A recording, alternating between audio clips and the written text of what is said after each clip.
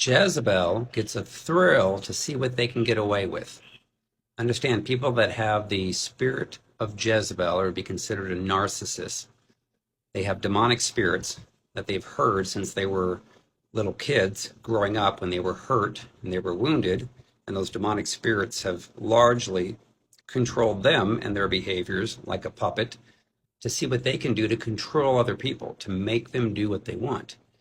And they get a thrill out of pushing the limits in their lives, seeing what they can get away with.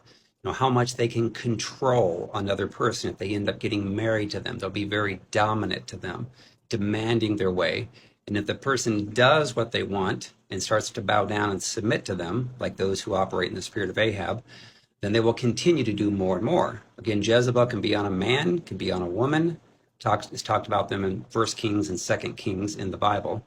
And the Jezebel spirit just loves to see what it can get away with. Can it control a person? Can it drive a person to wanting to be so hopeless and depressed that they end up dying? And if they can get the person to actually die, and there are stories of that, I've heard of them. I know of people personally that have died like early in their 40s from maybe a cancerous tumor that's brought on by the constant verbal abuse, emotional abuse of their spouse.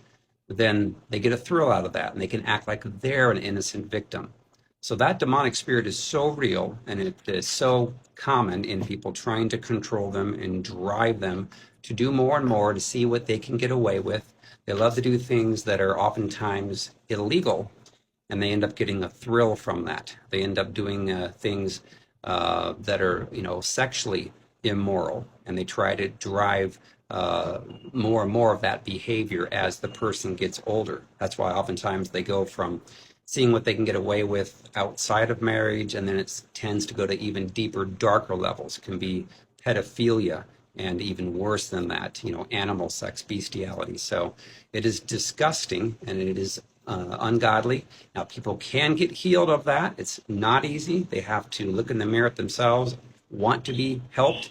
They need to forgive those who hurt them, repent for their pride, repent for their sin, command the demons to go. Again, I wrote a book called Freedom from Soul Wounds and Demons. It's available on Amazon and paperback, Kindle, and Audible, helping lots of people to get healed and delivered of the spirit of Jezebel. Also, I do personal sessions with people.